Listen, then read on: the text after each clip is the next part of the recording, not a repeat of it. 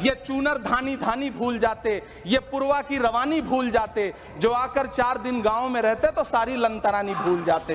जब आप इनसे सवाल पूछिए तो ये शांत रहे। आप बताइए 70 साल में आपने क्या किया है। मैं तो इस सदन में कहना चाहता हूं सभापति महोदय कि हमसे 70 साल का हिसाब मांगने वालों, जो सरकार अपना चलाया हुआ 2000 का नोट 7 साल नहीं चला सकी, वो हमसे 70 साल का हिसाब मांगती है। कि जो सच और झूठ में दूरी है वो दूरी समझते हैं, सियासी हाकिमों की हम भी मजबूरी समझते हैं।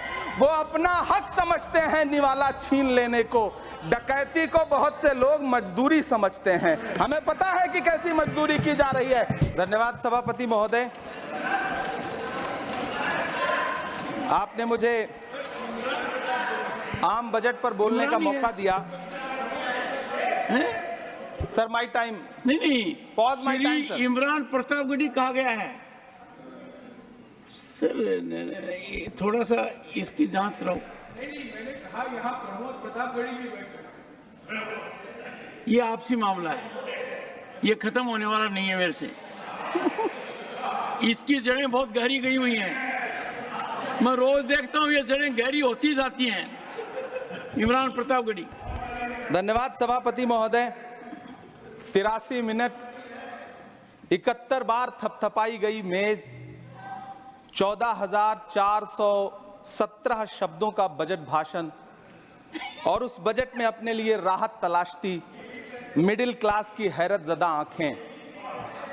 सभापति महोदय, मेरे हाथों में जो दस्तावेज है, दरअसल ये देश के किसानों, गरीबों, मजदूरों की उम्मीदों का स्मारक है।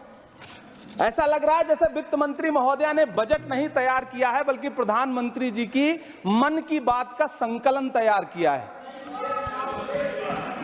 टूटा हुआ लश्कर का भरम देख रहे हैं, टूटा हुआ लश्कर का भरम देख रहे हैं, और जिल्ले इलाही के करम देख रहे हैं। ताकत का नशा अक्ल पे हावी है तुम्हारी, तुम देख न पाओगे जो हम देख रहे हैं। वित्त मंत्री महोदया ने इस बजट में महंगाई पर सिर्फ 10 शब्द बोला है। जिस देश में टमाटर 100 रुपए किलो बिक रहा हो। सभापति महोदय, मेरा टाइम पॉज करें और बार बार इंटरप्ट करने को या तो मना करें। हाँ बोले, कृपया बोले। सभापति महोदय, वित्त मंत्री महोदया ने इस बजट में महंगाई पर सिर्फ 10 शब्द बोले हैं। जिस देश में टमाटर 100 रुपए किलो बिक रहा हो, उस देश की वित्त मंत्री के पास बजट में महंगाई पर बोलने के लिए सिर्फ 10 शब्द है। डीजल, पेट्रोल, आटा, चावल, दाल, सब्जी की महंगाई का तो कोई जिक्र ही नहीं। सावन चल रहा है तो प्याज और लहसुन का दाम पूछना तो शायद पाप होगा। मैंने तो यह भी सुना है कि वित्त मंत्री जी जो चीज खुद नहीं खाती हैं, उसके दाम से उनका कोई लेना देना नहीं होता। लेकिन इस बार बजट पेश करने के लिए पार्लियामेंट आने से पहले वित्त मंत्री जी ने दही और चीनी खाई थी। अब तो उनसे यह पूछा जा ही सकता है कि उन्हें दही, दूध और चीनी का रेट तो इन दिनों पता ही होगा। क्या उसे सस्ता करवाएंगी या नहीं सस्ता करवाएंगी? अगर पता है तो कृपया सस्ता करवाइए, क्योंकि इसी चीनी ने अमेठी में एक मंत्री महोदया का राजनीतिक कैरियर कड़वा कर दिया। सभापति महोदय, अपने शीश महलों में बैठे हुए सरकार के सांसद और मंत्री कह रहे हैं कि महंगाई कम हो रही है। संसद की कैंटीन से बाहर निकल करके एक चाय का कप खरीदिए, तब समझ में आएगा कि महंगाई कम हो रही है या बढ़ रही है। किसी एक दिन अपनी किसी मजदूर की तरह अपनी दिन भर की दिहाड़ी लेकर के बाजार जाइए और अपने बच्चों के लिए राशन खरीदिए, तब पता चलेगा कि महंगाई कम हो रही है या नहीं हो रही है। यहां बैठ करके बड़ी बड़ी बातें करना आसान है। ये चूनर धानी धानी भूल जाते, ये पुरवा की रवानी भूल जाते, जो आकर 4 दिन गांव में रहते तो सारी लंतरानी भूल जाते। सभापति महोदय, इलेक्टोरल बॉन्ड खरीदने के नाम छुपाने वाली सरकार, इलेक्टोरल बॉन्ड खरीदने वालों के नाम छुपाने वाली सरकार इन दिनों आम के ठेला लगाने वालों के नाम जानना चाहती है। मुझे तो होटलों, ढाबों या आम के ठेलों पर नेम प्लेट लगवाने वालों से पूछना है कि कभी खून की बोतल पर देखा है किसी का नाम लिखा हुआ? मुझे पूछना है कि क्या कोरोना के दौरान अपनी उखड़ती हुई सांसों के लिए ऑक्सीजन तलाशने वाले किसी इंसान ने ऑक्सीजन लाने वाले किसी इंसान से पूछा था कि ऑक्सीजन लाने वाला इंसान हिंदू है या मुसलमान है?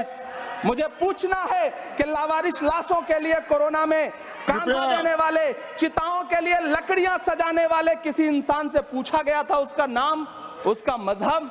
लेकिन इन दिनों पूछा जा रहा है सभापति महोदय। अफसोस देश के प्रधानमंत्री जी ने कभी न टूटने वाली चुप्पी ओढ़ ली है। सभापति महोदय, जनता ने 63 सीटें कम क्या कर दी? ये सरकार तो अमृतकाल का नाम लेना ही भूल गई। ये भूल गई है अमृतकाल को, ये भूल गई है मनरेगा को, ये भूल गई है मौलाना आजाद नेशनल फेलोशिप को, ये भूल गई है मणिपुर को, ये भूल गई है महाराष्ट्र को। मुझे गर्व है कि मैं राज्यसभा में महाराष्ट्र का प्रतिनिधित्व करता हूं। महाराष्ट्र जो देश की आर्थिक राजधानी है, जो टोटल कॉर्पोरेट टैक्स का 40%, इनकम टैक्स का 32% और जीएसटी का 20% इस देश को देता है, उस महाराष्ट्र के लिए इस बजट में एक शब्द नहीं है। आप बैठ जाए। सभापति महोदय, आखिर महाराष्ट्र से किस बात का बदला लिया जा रहा है? महाराष्ट्र में लोकसभा चुनाव में बाबा साहब अम्बेडकर के संविधान को बचाने के लिए वोट क्या कर दिया? प्रधानमंत्री जी तो महाराष्ट्र से बदला लेने पर उतर आए। अब तो शायद उन्हें याद भी ना हो यवतमाल का वो दाभड़ी गांव जहां 20 मार्च 2014 को वो किसानों के साथ चाय पर चर्चा करने गए थे और उनकी किस्मत बदलने के सपने दिखाए थे। उसी यवतमाल में पिछले 6 महीने में 132 किसानों ने आत्महत्या की है। सभापति महोदय, महाराष्ट्र में हर महीने 209 किसान आत्महत्या कर रहे हैं। राज्य सरकार द्वारा सौंपा गया आंकड़ा बताता है कि 1 जनवरी से 31 मई के बीच 1046 किसानों ने आत्महत्या की है। लेकिन अफसोस, इस बजट में महाराष्ट्र के किसानों के लिए कुछ भी नहीं है। किसानों से चिढ़ी हुई सरकार ने बजट में किसानों के एमएसपी की लीगल गारंटी नहीं दी। लेकिन याद रखिएगा, जो किसान का नहीं वो हिंदुस्तान का नहीं है, जो आपका है। इस सरकार को आलोचना सुनने की आदत नहीं है सभापति महोदय। जब आप इनसे सवाल पूछिए तो ये शांत रहे। आप बताइए 70 साल में आपने क्या किया है? मैं तो इस सदन में कहना चाहता हूं सभापति महोदय कि हमसे 70 साल का हिसाब मांगने वालों, जो सरकार अपना चलाया हुआ 2000 का नोट 7 साल नहीं चला सकी, वो हमसे 70 साल का हिसाब मांगती है। सभापति महोदय, मैं अंत में आपसे यह कहना चाहता हूं, यह बजट बैसाखी पर टिकी हुई सरकार का कुर्सी बचाओ बजट है। इस बजट में राज्यों के साथ, किसानों के साथ, नौजवानों के साथ, महिलाओं के साथ, देश के मिडिल क्लास के साथ अन्याय किया गया है और इस अन्याय का खामियाजा आपको महाराष्ट्र, हरियाणा और झारखंड के चुनाव में भुगतना पड़ेगा। सभापति महोदय, इस सरकार ने नोटबंदी लगाकर देश की आम जनता की पूंजी छीन ली। बैठे नहीं बोले, कृपया। टैक्स लगा करके छोटे व्यापारियों के कारोबार छीन लिए, पेपर लीक करवा करके युवाओं की आंखों से नौकरी के सपने छीन लिए, अग्निवीर लाकर देश के जवानों की उम्मीदें छीन ली, बुलडोजर लगाकर लोगों के आशियाने छीन लिए, महंगाई लाकर देश की जनता की थाली से निवाले छीन लिए और नारा लगाया कि हम तो सेवक हैं, 18-18 घंटे काम करते हैं। इन्हीं लोगों के लिए किसी ने शेर कहा है कि जो सच और झूठ में दूरी है वो दूरी समझते हैं। सियासी हाकिमों की हम भी मजबूरी समझते हैं, वो अपना हक समझते हैं निवाला छीन लेने को।